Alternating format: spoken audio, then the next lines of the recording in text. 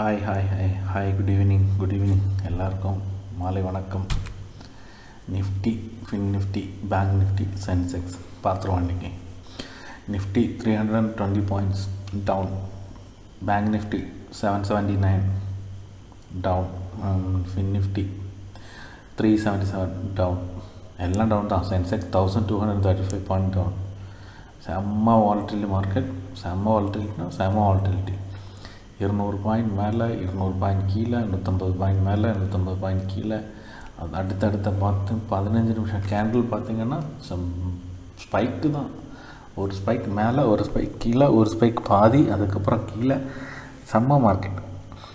என்ன ஸ்விங், நிஃப்டியோட ஸ்விங் மட்டும் ஒரு 1200 வந்திருக்கும். பேங்க் நிஃப்டி 2000 சம்திங் ஸ்விங் வந்திருக்கும், அப் அண்ட் டவுன் சேர்த்து.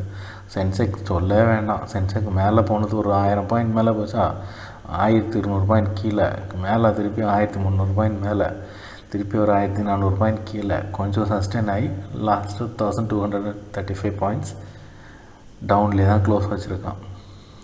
வேறு எதுக்கு ரீசன் ஒன்றும் கிடையாது. 3 பாம். மார்க்கெட் மொத்தம் காலி. யார்? நம்ம ட்ரம்ப் பண்ண ஃபஸ்ட்டு பாம்.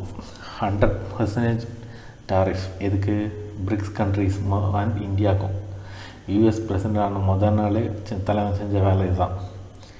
எதுக்கு? என்ன இதுக்கு பின்னாடி இருக்கிற என்ன மேட்டர்னா, பைடன் இருந்தப்போ பாக்கி இந்த BRICS country Brazil, Russia, India, China, south Africa, இனி 2-3 அரப் கண்ட்ரிஸும் சேர்ந்துட்டு ஒரு புதிய கரன்சி க்ரியேட் பண்ணலாம், அதில் ட்ரேட் பண்ணலாம் அப்படின்னு ஒரு ஐடியா வச்சு எக்ஸிக்யூட் பண்ணாங்க. பைடன் பெருசாக கண்டுக்கலை. ஆனால் தலைவர் வந்த உடனே இப்படி நீங்கள் பண்ணிங்கன்னா உங்கள் இம்போர்ட் பண்ணுற எல்லாத்துக்கும், எக்ஸ்போர்ட் பண்ணுற எல்லா ஐட்டத்துக்கும் 100% டேக்ஸ் அப்படி மட்டும் ஒரு தலைவர் போட்டாருன்னா அவ்வளோதான், மொத்தம் முடிச்சு விட்டீங்க போங்க அப்படின்னு தான் மொத்தமாக முடிஞ்சிடும். சான்ஸ் இல்லை. பார்ப்போம். மோடிஜி போய் ஷேக்கன் கொடுத்து நோ நம்ம பழைய மாதிரியே ஃப்ரெண்ட்ஸாக இருந்துக்கலாம் சொன்னால் ஓகே. இது ஃபஸ்ட்டு பாம். இதனால் ஃபஸ்ட்டு ஒரு ட்ராபேக்காக இருந்துச்சு நிஃப்டிக்கு இல்லை, மொத்த இந்தியன் மார்க்கெட்டுக்கு அப்படி தான் இருந்துச்சு. Next bomb, birthright. இனிமேல் student visa, tourist work visa யாரில் போய் அவங்களுக்கு குழந்தை பிறந்தாலும் பர்த் ரைட் கிடைக்காது. பல கண்ட்ரீஸில் இப்போ இருக்குது. ஆஸ்திரியா, கனடா இந்த மாதிரி கண்ட்ரீஸில் கொடுக்குறாங்க. ஆனால் இங்கே கிடையாது. இனி யூஎஸில் அவங்க என்ன விசாவில் வந்துருக்குறாங்களோ அது அப்படியே கண்டினியூ ஆகுமே இல்லாத பர்த் ரைட் விசா கொடுக்க மாட்டாங்க. இது செகண்ட் பாம். தேர்ட் பாம், டபிள்யூஹெச்ஓக்கே தலைவர் செக் வச்சுட்டார். இனி அவங்களுக்கு டபிள்யூஹெச்ஓவை ஃபண்ட் பண்ண மாட்டாங்க யூஎஸ் கவர்மெண்ட். ஏன்னா கோவிட் டைமில் அவங்கள சப்போர்ட் பண்ணலையா, அதனால் கொடுக்க மாட்டாங்க. இனிமேல் ஃபண்டிங் கிடையாதுன்னு சொல்லி டபிள்யூஹெச்ஓக்கே தலைவர் கொடுத்துட்டார்.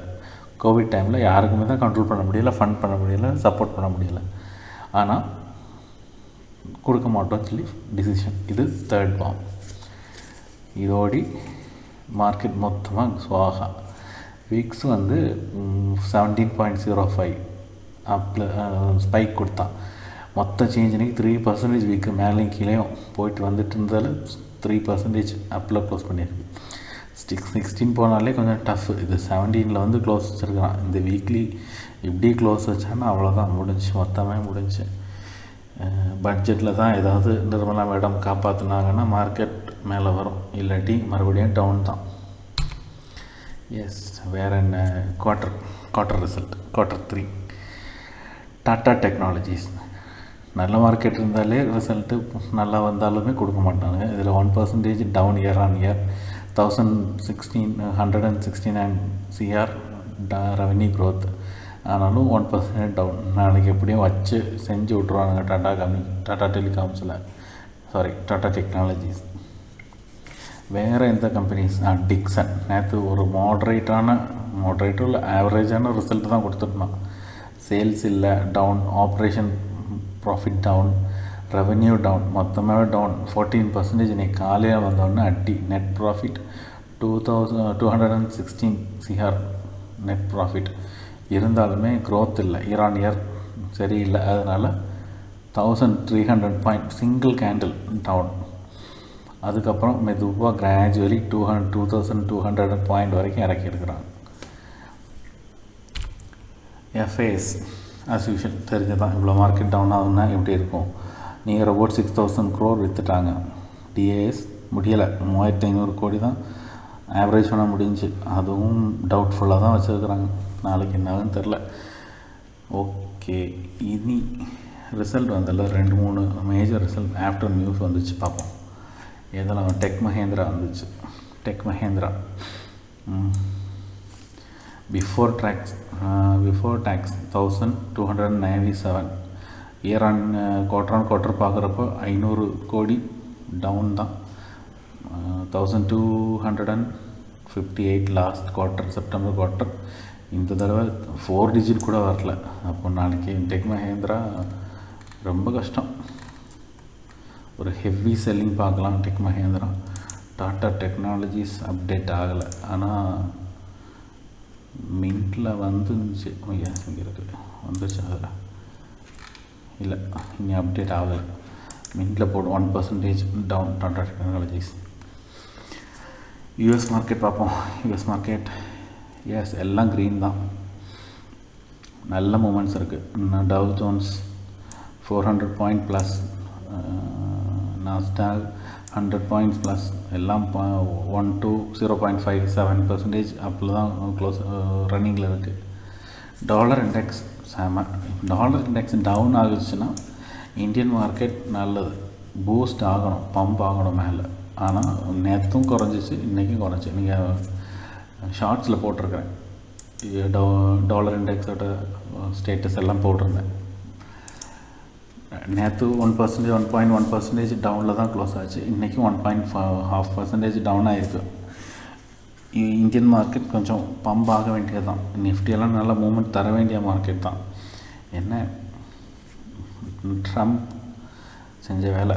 காலையில் 70 points GIFT Nifty pre market open காணிச்சு, கரெக்டாக தான் காணிச்சிச்சு.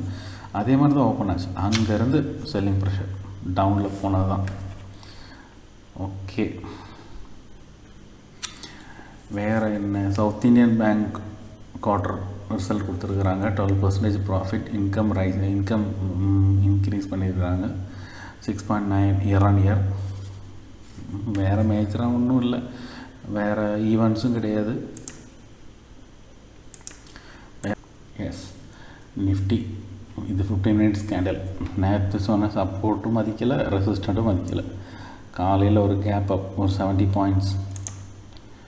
இங்கேருந்து ஒரு 70 to 80 பாயிண்ட்ஸ் கேப் அப்பில் தான் ஆரம்பிச்சிச்சு.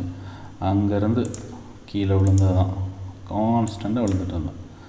எவ்வளோ பாயிண்ட்ஸ்? 300 points down. அதே 300 பாயிண்ட்ஸ் அடுத்த கேண்டில் மேலே போயிடுச்சு. அடுத்த அரை மணி நேரத்தில் திருப்பி அதே பாயிண்ட்ஸ் கீழே. ஒரு ஹாஃப் த ரேஞ்ச் ரிக்கவரி, திருப்பி அதே ஹாஃப் த ரேஞ்ச் கீழே போயிடுச்சு. கன்சல்டேட் பண்ணி க்ளோஸ் பண்ணிட்டான் நிஃப்டி. நாளைக்கு சப்போர்ட் என்ன இருக்கும்? நாளைக்கு சப்போர்ட் இன்றைக்கி ஹை, இன்றைக்கி லோ தான் சப்போர்ட்டாக இருக்கும். இந்த மேஜிக் நம்பர் 2350 இது ஒரு சப்போர்ட் ரேஞ்ச் தான். லாஸ்ட்டு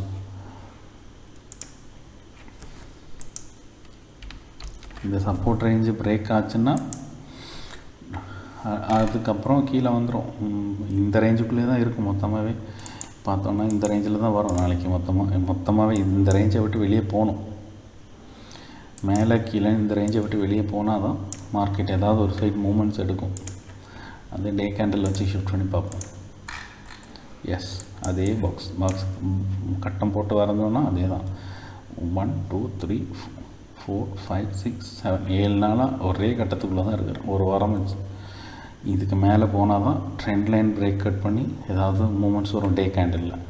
அப்படி இல்லை, கீழே போச்சுன்னா அடுத்த ரேஞ்ச் இருக்குது 1000 அடுத்த ரேஞ்ச்.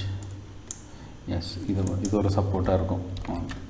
இது 2271 சாரி 22,791 இந்த ரேஞ்ச் ஒரு நல்ல சப்போர்ட்டாக இருக்கும். இதை பிரேக் பண்ணிச்சுன்னா அப்புறம் அடுத்த மைனர் சப்போர்ட் 22,500 நான் அந்த சப்போர்ட் வச்சுக்கலாம். அவ்வளோ தூரத்துக்கெல்லாம் போகிறதுக்கு சான்ஸ் கம்மி தான். பார்ப்போம். எஸ் நிஃப்டி பேங்க் அதே கேண்டில் தான், அதே நிஃப்டி மாதிரி தான். அது ஒரு பாக்ஸுக்குள்ளே தான் அந்த ரேஞ்சை பிரேக் பண்ணி மேலேயோ கீழே போனால் தான் அடுத்த மூமெண்ட்ஸ் இருக்கும். மேலே போகணுன்னா என்ன 49,700 மேலே க்ளோஸ் பண்ணி டே கேண்டில் வைக்கணும். ட்ரெண்டு மேலே போச்சு கன்ஃபார்ம் ஆகிறதுக்கு. இது ஒரு ட்ரெண்ட் லைனாக கூட கன்சிடர் பண்ணிக்கலாம் நம்ம டே கேண்டில் வச்சோன்னா. இதுக்கு மேலே க்ளோஸ் வைக்கணும். டே கேண்டில் க்ளோஸ் ஆச்சா தான் பேங்க் நிஃப்டி ஒரு ரிவர்சல் கன்ஃபார்ம் ஆகும். கீழேனாலும் அதே மாதிரி தான். அடுத்தடுத்த சப்போர்ட் இருக்குது கண்டிப்பாக. அடுத்த சப்போர்ட்லாம் பக்கத்துலேயே தான் இருக்குது. ரெசிஸ்டன்ஸும் இருக்குது. இது ஒரு ஸ்ட்ராங் ரெசிஸ்டன்ஸ் ஜோனாக இருக்கும். இது 50,000 அதை உடச்சி மேலே போனால் தான் அடுத்தடுத்த ரேஞ்ச் போகும். பார்ப்போம், நாளைக்கு லைவில் பார்க்கலாம். நிஃப்டி சென்செக்ஸும் அதே மாதிரி எல்லாம் காமன் தான், ஒரே ரேஞ்சு தான். எல்லா கேண்டிலும் வர ஒரே மாதிரி தான் இருக்குது பாருங்கள். லாஸ்ட்டு 7 டேஸாக எல்லாம் மூணு இண்டெக்ஸும் 4 இண்டெக்ஸும் மிட் கேப்பை தவிர பாக்கி எல்லாம் சேம் தான்.